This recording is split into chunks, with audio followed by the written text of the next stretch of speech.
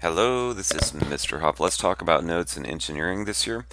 I've been wrestling with how to get good notes done without making it too strict.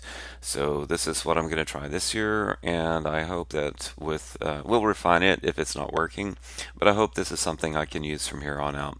So our focus is getting handwritten notes captured.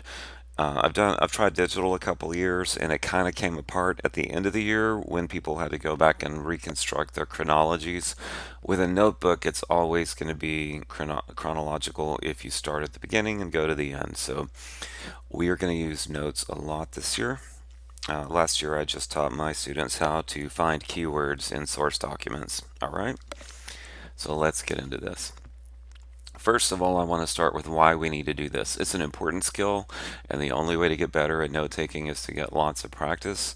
One of our learning goals is based around the ABET student outcome criteria that says that students will have an ability to acquire and apply new knowledge as needed using appropriate learning strategies. So we have to explore some of this to get better at it.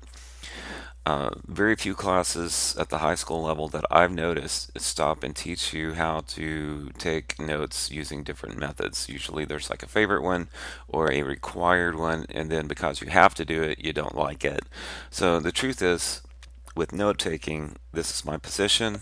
You have to find a way that actually works for you. So we need to try a few different things and try this in different situations. You need to find how you can capture and acquire new knowledge in a way that works for you. I am going to say one thing, that this idea right here at the bottom, summary is greater than word for word.